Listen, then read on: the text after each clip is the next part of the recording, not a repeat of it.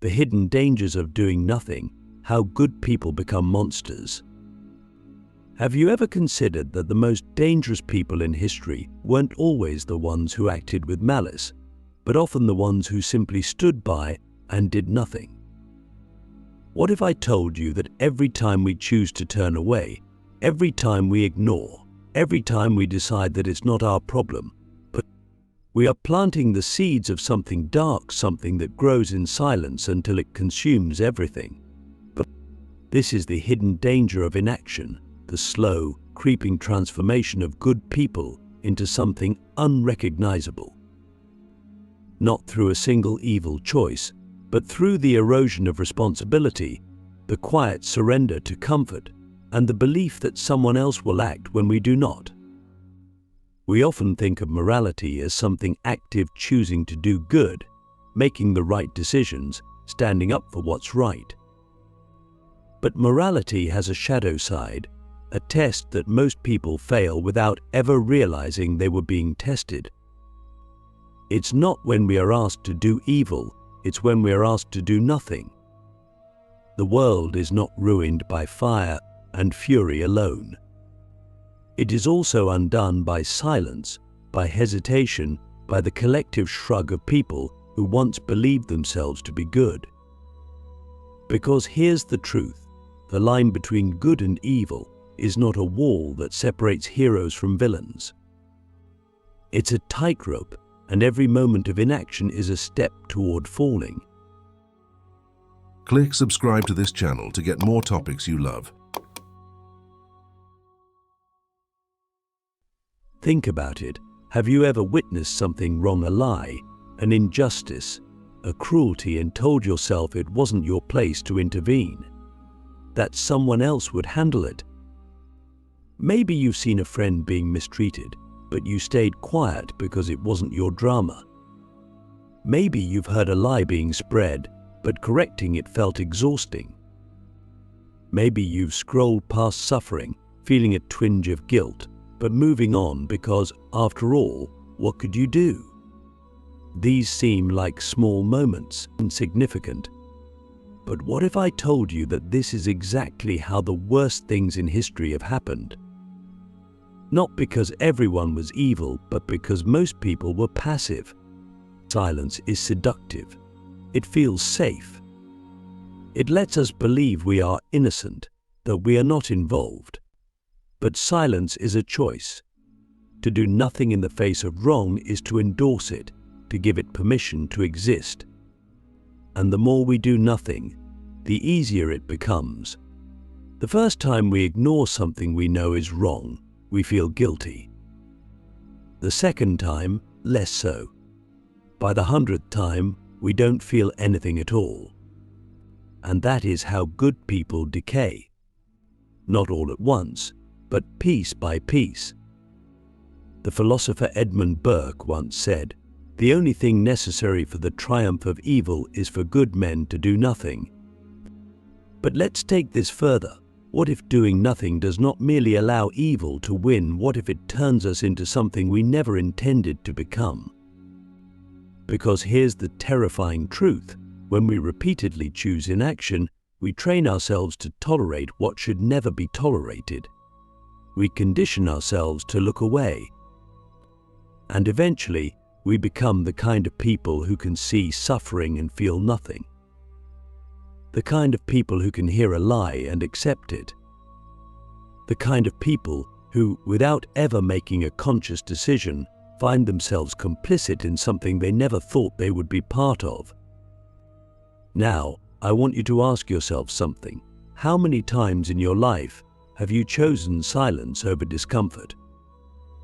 How many times have you allowed something to continue simply because stepping in was inconvenient? And if you keep making that choice, again and again, who will you become in 10 years? In 20? When does passivity stop being a preference and start being your character? The slow corruption of the soul, how passivity becomes complicity at first, doing nothing feels harmless. It feels like a neutral choice, a moment of self-preservation, a decision to stay out of trouble. But what we fail to realize is that every time we turn away, we are not simply avoiding conflict, we are shaping our identity. We are deciding, in that moment, what kind of person we are willing to be. And the terrifying part, that decision doesn't remain isolated. It builds. It layers itself onto every other decision until, without realizing it, we have become something we never consciously chose to be. The transformation is slow. It starts with small things: ignoring a cruel joke, letting a lie go unchallenged, refusing to help when it would be inconvenient. At first, we tell ourselves that we are just picking our battles, that we are being wise, strategic, avoiding unnecessary drama. But then something shifts. The more we ignore, the more comfortable we become with inaction. The more we justify staying silent, the easier it becomes to accept things we once found unacceptable. Eventually, we stop noticing the things we would have once spoken up against. We stop feeling that initial discomfort. We stop questioning whether silence is truly the right choice. And then one day, without even realizing it, we find ourselves in a situation where something undeniably wrong is happening, something that, in another life, or in an earlier version of ourselves, we would have fought against without hesitation.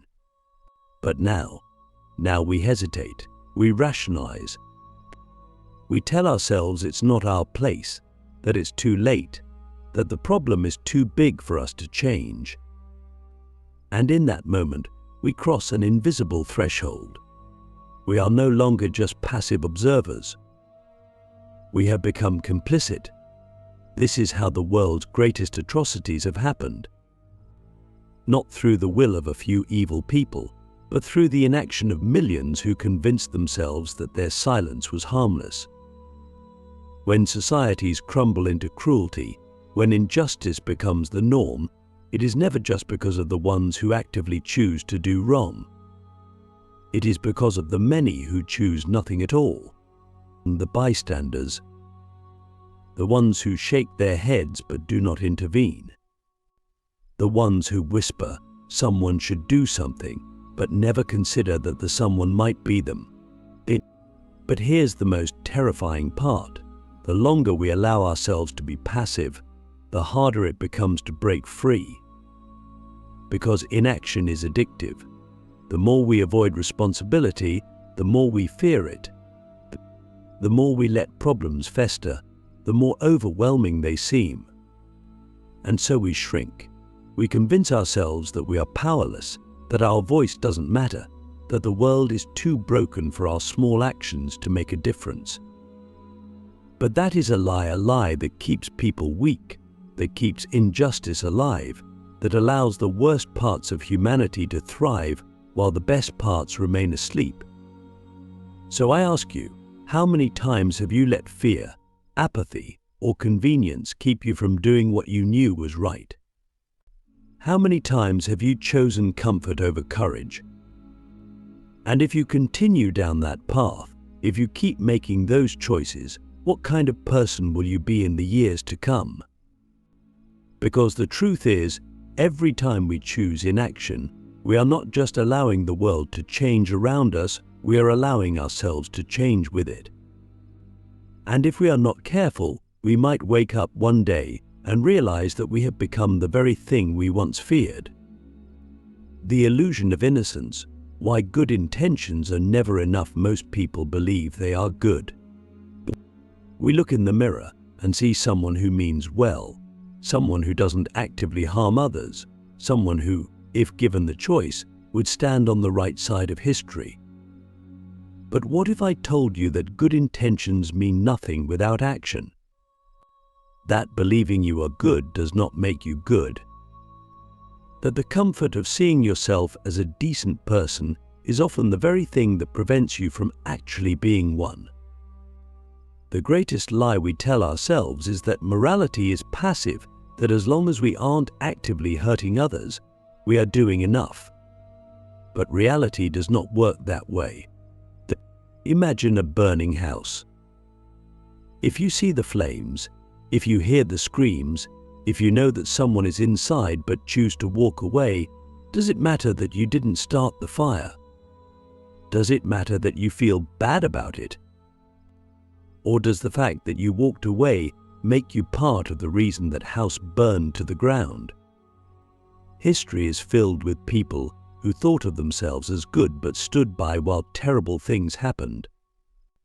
Entire generations have watched injustice unfold, convincing themselves that they were powerless, that their voices wouldn't matter, that someone else would step in. And yet, when the damage was done, when the dust settled, they were forced to face the truth. Their inaction was not neutral. It was a choice with consequences, a choice that allowed suffering to continue. And here's where it gets even darker. When we repeatedly avoid responsibility, when we allow ourselves to believe that our silence is justified, but we begin to rewrite our own narrative. We don't just stay out of conflict, we start to rationalize why we were right to do so. We tell ourselves that those who speak up are foolish, that those who fight for change are wasting their time, that the world has always been this way and always will be. Slowly, our inaction turns into cynicism. Our silence turns into indifference. And without even realizing it, we become the kind of people who can watch suffering unfold and feel nothing at all. This is why good people become monsters, not through one grand, evil decision, but through a series of small, quiet choices to do nothing. Because the more we avoid responsibility, the more we fear it. And the more we fear it, the easier it becomes to convince ourselves that we never had any to begin with, that we were never meant to interfere, that the world is too broken to fix. And that lie is more dangerous than any villain, more destructive than any act of malice, because it allows injustice to exist without resistance, to grow unchecked, and to thrive in the shadows of people who once believed themselves to be good. So ask yourself, how many times have you convinced yourself that you were good simply because you didn't do anything wrong? How many times have you chosen to look away, believing it wasn't your place to act? And if good is not defined by what we believe, but by what we do, then what does that make you? Breaking the cycle. How to reclaim your power before it's too late. If inaction is the slow decay of the soul, then action is the only cure. But here's the problem. By the time most people realize they've been complicit, they feel paralyzed. They look back at every moment they stayed silent, every time they turned away, every excuse they made to avoid discomfort, and they feel the weight of it all pressing down on them. They wonder if it's too late to change, if they are already too far gone. But the truth is, the most dangerous thing is not that you have ignored your responsibility in the past, it's that you might continue to do so now. Because every moment you are alive, you are still choosing. And if you are still choosing, you are still capable of change. The first step is the hardest, recognizing that comfort is the enemy of growth. We live in a world that tells us to prioritize ease, to avoid conflict, to seek out spaces where we are never challenged. But easy choices make weak people, and the more we condition ourselves to avoid discomfort, the more powerless we become. So if you want to break free, you have to start embracing difficulty. You have to stop waiting for the perfect moment to act, for the moment where change feels effortless. And that moment will never come. Action will always be uncomfortable. But discomfort is not a reason to do nothing, it is proof that you are doing something that matters. And here's the truth that most people don't want to hear: being a good person is not a passive state. It is not something you are. It is something you prove every single day through your choices. through the moments where it would be easier to stay silent but you choose to speak, and through the times where you could walk away but you choose to stay, through the decisions where you know that standing up will cost you something, but you do it anyway. Because real morality is not about what you believe, it's about what you sacrifice. And if you have never been willing to sacrifice for what is right, then you have never truly been good. But the most important thing, you do not have to fix the entire world. You do not have to bear the weight of every injustice, every cruelty, every failure of humanity. That is not what this is about. What matters is that you start where you are, with what you can do. That you stop lying to yourself about your powerlessness. That you stop waiting for someone else to step in. That you recognize that every great change in history, every movement that ever mattered, every act of defiance that ever made a difference, it started with one person who decided that inaction was no longer an option. So ask yourself now, right now, in this moment, what is the thing you have been avoiding? Where have you been silent when you should have spoken? What have you chosen to ignore, to justify, to excuse, simply because it was easier? And what would happen if, from this day forward, you refused to let fear decide for you? If you refused to let comfort keep you from responsibility? If you finally reclaimed your power and chose to act? Because make no mistake, you are always choosing. The only question is, what will you choose now?